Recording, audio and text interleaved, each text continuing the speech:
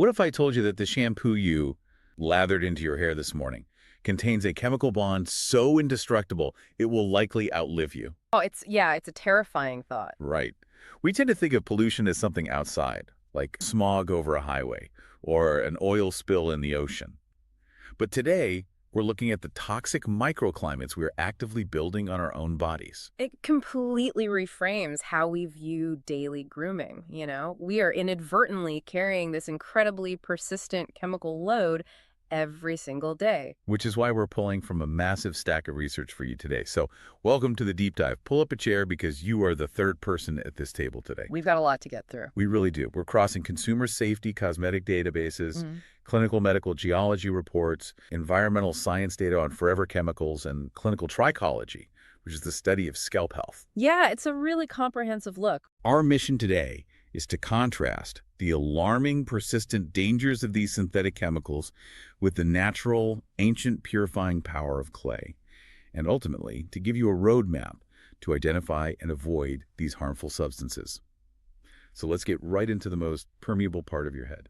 The scalp is just a fascinating delivery system. I mean, it's a highly porous area of skin with a very dense, rich blood supply. Wow, so it just absorbs everything. Exactly. The barrier to entry into your bloodstream is incredibly low right there, which means what you massage into your head, it does not stay on the outside of your body. And looking at the Environmental Working Group's cosmetic data, the sheer volume of synthetic compounds designed to bypass that barrier is it's staggering. It really is. If you look at a standard shampoo bottle, the most deceptive word on the label is simply fragrance or parfum. Absolutely. The trade secret loopholes. Yes. Because of those loopholes, the FDA doesn't require companies to disclose what actually makes up a fragrance. A single listed fragrance can be this mystery cocktail hiding dozens of chemicals from a master list of like 3,500 substances. And the most concerning hidden ingredients in those proprietary blends are phthalates, specifically diethyl phthalate. Right. And the industry doesn't use it because it smells good. They use it because it functions as a plasticizer and a gelling agent. Okay, let's unpack this for a second because I always struggle with that concept. How does a plasticizer function in a liquid hair product? Well, it alters the physical properties of the liquid. It essentially coats the hair shaft, making the synthetic scent physically stick to the hair longer. Huh. Yeah, so it gives the consumer that lingering multi-day illusion of being clean. But the biological cost is severe. I mean, phthalates are notorious endocrine disruptors. Meaning they mess with your hormones. Exactly. They interfere with your body's hormonal messaging system, and they are strongly linked to reproductive harm. So we are trading our hormonal health for the illusion of smelling like a synthetic waterfall. Pretty much. And it goes beyond fragrance, too. The data highlights parabens, like propylparaben. Which they use for shelf life, right? Yeah. So a product can sit in a warehouse for 5 years without growing mold, but once absorbed through the scalp, parabens utilize this lock and key mechanism on our cells. That sounds bad. It is. They have a chemical shape that is similar enough to estrogen that they act like a master key. They lock into cellular receptors and trigger processes that just shouldn't be active. It throws the entire endocrine system into chaos. Because the industrial utility is always prioritized over human biology. Always. Take cocamidea, for example. It's a chemically modified form of coconut oil used as a lathering agent. Because we all love that dense, heavy foam. Right. We've been conditioned to believe that foam equals cleanliness, so manufacturers add cocamidea to create that sudsy effect. Yet the state of California flags it as a known cancer risk. Unbelievable. Or consider lilial. It's the synthetic compound used to mimic the scent of fresh lilies. It has actually been banned in Europe because of its direct links to fertility risks and fetal development issues. And in Europe, but we're still sudsing up with it here. And if the baseline shampoos are this chemically loaded, the data on artificial hair integrations, like wigs, weaves, and extensions, I mean, it takes the toxicity to a completely different level. The artificial hair data is wild. I was reading the clinical observations from Toxitress, which is a detox system for protective styles, and the materials used in luxury extensions are terrifying. Synthetic fibers like Canacolon or Futura aren't just benign plastics. They are monocrylic copolymers containing vinyl chloride. And vinyl chloride is a potent flame retardant. Which begs the question, Why do we need flame retardants in hair extensions? Well, it comes down to the physical limitations of the synthetic polymers. Because they are essentially spun plastics, they melt and ignite very easily when exposed to friction or heat from styling Oh, tools. so a flat iron would just melt them to your head? Exactly. Or they'd literally catch fire. So to prevent a catastrophic fire hazard on someone's head, the manufacturers lace the fibers with vinyl chloride. The trade-off for not catching fire is chronic exposure to a heavy synthetic toxin that deposits directly onto the scalp. So it's basically like wearing a chemical sponge on your head. That's a very accurate way to put it. And the toxitress data notes that along with the vinyl chloride, these fibers and the industrial adhesives used to install them, they deposit heavy metals like lead and massive amounts of formaldehyde. Yeah. And this isn't just sitting on a flat surface either.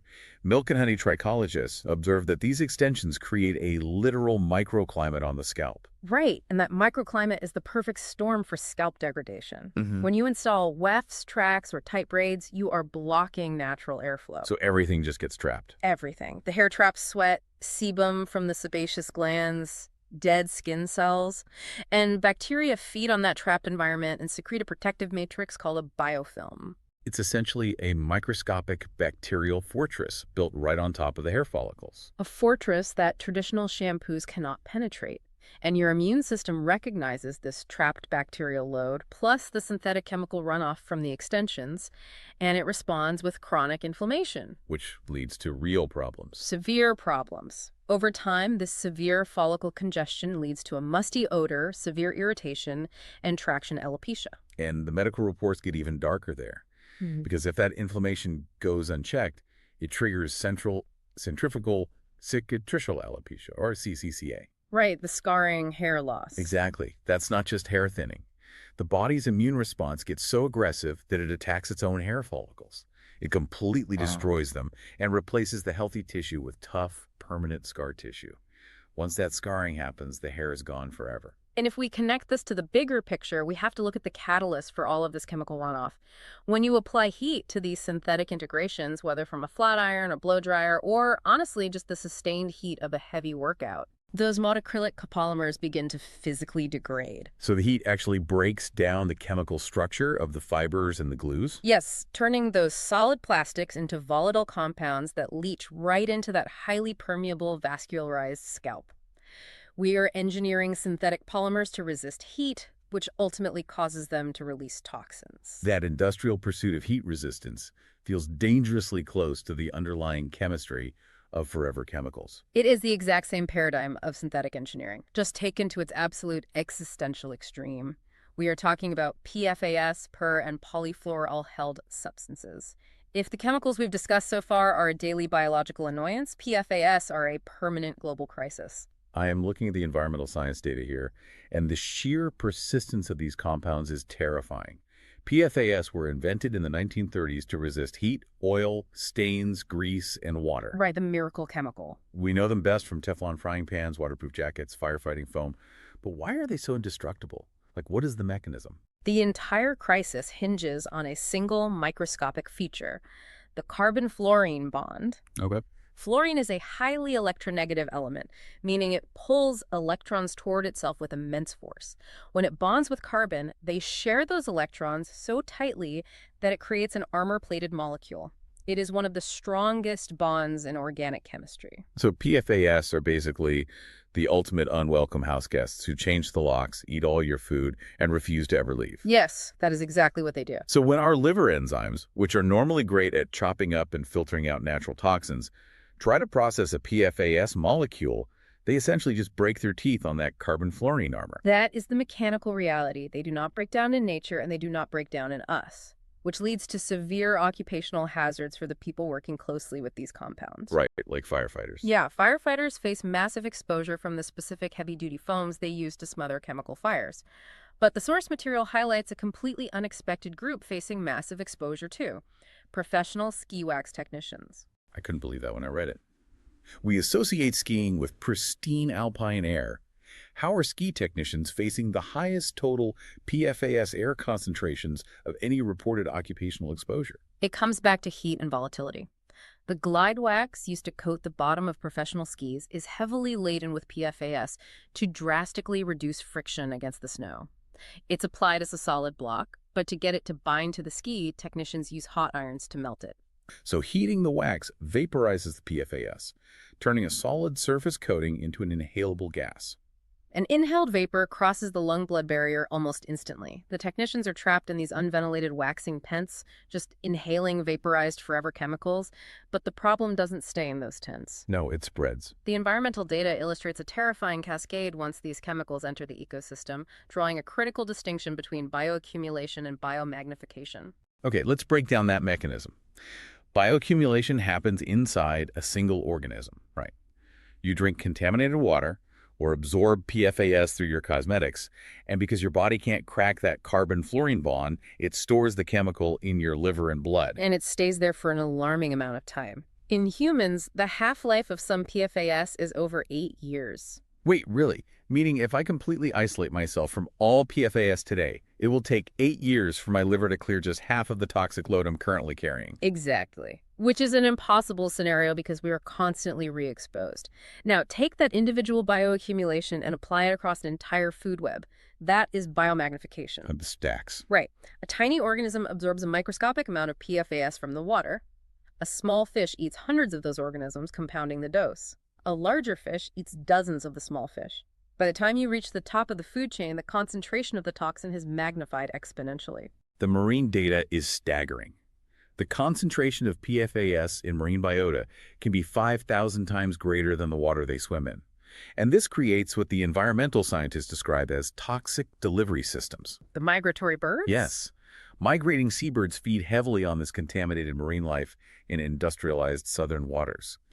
Then, they fly thousands of miles to remote, pristine regions like the Arctic to nest. When they arrive, they become prey for Arctic predators, or they just excrete the chemicals into the snowpack. They are literally airdropping indestructible forever chemicals into ecosystems that have never seen a factory or a frying pan. It's wild, and the systemic health impacts of this global saturation are profound. Because these chemicals bioaccumulate in the blood and organs, medical data strongly links PFAS exposure to ulcerative colitis, which is where the lining of the colon becomes chronically inflamed and ulcerated. Wow. It's also linked to severe thyroid disease, elevated cholesterol, and multiple types of cancer. We are even tracking a decreased response to vaccines in children. Because the children's immune systems are already so burdened fighting off the chemical load, they can't mount a proper antibody response to the vaccine. The biological toll is massive, and the global cleanup cost for this contamination is currently estimated in the trillions of dollars. So we are swimming in a sea of positively charged, indestructible lab chemicals. They are raining down on the Arctic, they are in our bloodstreams, and they are trapped in the synthetic microclimates on our scalps. It is an incredibly bleak picture. Very bleak. But the sources point to a radically different, naturally occurring mechanism to pull these toxins out. We don't need a more advanced lab chemical. We need geology, specifically bentonite and calcium bentonite clay. It is the ultimate contrast. We are fighting the most stubborn, highly engineered synthetic compounds with ancient volcanic ash. Here's where it gets really interesting. Yeah, montmorillonite, which is the primary mineral in bentonite clay, is rich in silica, calcium, and magnesium. But its real power isn't just nutritional, it's electrical. Wait, so we're fighting highly advanced, indestructible lab chemicals with dirt. How does mud do what high-tech clarifying shampoos can't? This is where the physics of it just blew my mind. Calcium bentonite clay possesses a uniquely high cation exchange capacity, or CEC. Let's unpack the mechanics of that. The molecular structure of volcanic ash is essentially missing positive ions, which gives the clay a very strong net negative ionic charge. Okay. Now, consider the synthetic load we've been discussing. Heavy metals like lead, the vinyl chloride residue from extensions, the stubborn chemical buildup from shampoos. Almost all of these carry a positive ionic charge. Opposites attract. On a molecular level, yes. When you hydrate the clay, it activates that electrical charge. You apply it to the scalp, and it physically acts like a magnet. The negative charge of the clay forcefully draws out the positively charged toxins from deep within the pores and hair follicle. That is incredible. And as it pulls the toxins in, it binds them to its own structural matrix and simultaneously releases its beneficial minerals into the skin. That process-active chelation completely redefines what it means to wash your hair. Standard clarifying shampoos, even the ultra-expensive salon brands, rely on harsh chemical surfactants. They don't have an ionic pull. Not at all. They are just using aggressive detergents to scrub the surface, stripping away the scalp's natural moisture barrier along with the dirt. Or worse, they leave behind a film of silicones to make the stripped hair feel soft. They aren't doing anything to molecularly unbind the heavy metals. And the clinical data from milk and honey trichologists makes that difference undeniably clear. Their studies found that professional chelating treatments utilizing this active clay matrix remove up to 95% of mineral and chemical buildup from the scalp. 95%. Yeah, if you compare that to a popular DIY remedy like just pouring apple cider vinegar over the hair, the vinegar only removes about 40 to 50% of the buildup. It just lacks the electrical capacity to pull the heavy metals. And leveraging geology like this isn't a new wellness trend. The medical geology reports trace this back centuries. Early humans instinctively practiced geophagy, the actual consumption of specific clays to treat digestive issues and poisonings. Right. Today, the agricultural sector relies heavily on bentonite to bind and neutralize aflatoxins, which are these highly lethal fungal toxins that contaminate livestock feed. Environmental engineers even deploy it on a massive scale to clean up toxic oil spills because of its incredible binding capacity. And yet, we are just now widely realizing its potential for that toxic microclimate on our heads. The toxitress protocol specifically targets people wearing protective styles, braids, locks, weaves. Right, because you can't really wash those normally. Exactly. If you try to wash tightly woven braids with traditional shampoo, you have to scrub aggressively to get the suds in and out. That friction loosens the style, creates frizz, and basically ruins the expensive installation. But the mechanics of the clay bypass the need for friction entirely. The toxitress method combines the negatively charged bentonite clay with activated charcoal. You hydrate it into a smooth paste and apply it directly down the braids and onto the scalp. The charcoal acts as a sponge for surface oils, while the activated clay acts as the magnet. You don't scrub, you just let it sit there. The physical laws of ionic contraction do all the heavy lifting, actively pulling the lead, the phthalates, and the formaldehyde out of the synthetic fibers and up from the congested follicles. You rinse it away, the chemical load goes down the drain, and the physical integrity of the protective style remains perfectly intact. But active chelation is only half the battle, right? Detoxing a heavy chemical burden is vital, but breaking the cycle of exposure requires a fundamental shift in how we approach our personal care routines. This raises an important question about true cleanliness. It isn't about artificial suds or synthetic floral scents. It's about maintaining a healthy microbiome and consciously reducing your chemical load. We have to stop volunteering for it. So what does this all mean for you, the listener, the next time you're standing in the hair care aisle? You need a practical roadmap to navigate these hazards. The absolute biggest red flag is the word fragrance or parfum. If the specific ingredients aren't listed, you must assume it is masking endocrine-disrupting phthalates. You also need to scan the label for the specific estrogen mimics. Look for products explicitly marked paraben-free to avoid compounds like propylparaben. Check for cocamide day to avoid carcinogenic lathering agents, and ensure Lilial isn't hiding in the ingredients list. For those utilizing hair extensions, the roadmap requires much more vigilance. You have to verify the manufacturing source of the hair. If a brand of synthetic fibers refuses to disclose their chemical processing, just leave it on the shelf. Absolutely. You have to avoid toxic, heavy-duty glues, which are the primary culprits behind severe contact dermatitis and the follicle scarring we talked about. And it sounds basic, but always, always do a patch test before a full installation to gauge your immune system's localized response. Finally, we have to rethink the physical maintenance of the scalp by implementing a routine detox. You cannot just wash the hair shaft. You must aggressively target the biofilm on the skin. Exfoliating the scalp physically breaks down that bacterial fortress. And if you want to harness the magnetic pull of clay at home, the formulation of a DIY mask has to be highly precise. Right, you can't just mix dirt and water and hope for the best. Exactly. The science requires specific ratios. You mix 1 part calcium bentonite clay with 1 part warm water.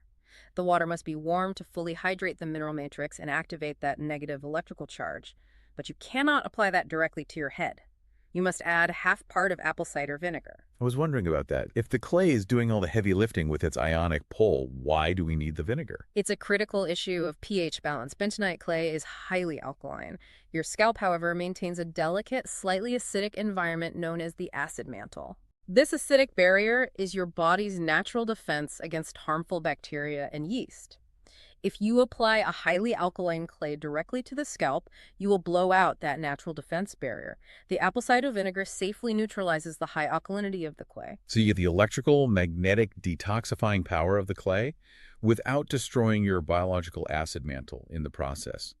You mix that balanced paste, apply it from root to tip, let the physics work for 5 to 10 minutes, and rinse. It's about respecting biological harmony. For the last century, human engineering has focused on creating compounds that outlast us. Chemicals that resist heat, resist water, and resist decay. Yeah. The persistence of PFAS and the synthetic traps we wear on our bodies are testaments to that engineering. But they fundamentally fail to account for the biological price we pay when those indestructible chemicals accumulate inside our cells. The contrast couldn't be sharper. Against the crushing synthetic burden of forever chemicals, we have the elegant, magnetic simplicity of volcanic ash. The most advanced, highly effective chelating agent we have wasn't engineered in a laboratory. It was forged by the Earth millions of years ago. We spent decades trying to outsmart nature, only to realize the antidote to our synthetic poisons was literally beneath our feet the entire time. Which leaves us with a final thought for you to ponder. If ancient civilizations instinctively knew that volcanic ash could heal and draw out toxins centuries before we had electron microscopes to identify negative ionic charges or cationation exchange capacities, what other brilliant, perfectly engineered natural remedies are sitting unrecognized in the dirt? What else is just waiting out there to solve the synthetic chemical disasters we've created in the last century? The next time you step into the shower or sit in a salon chair, you get to decide what kind of microclimate you're building. You can carry an invisible, heavy burden of forever chemicals, or you can utilize the earth to pull them away.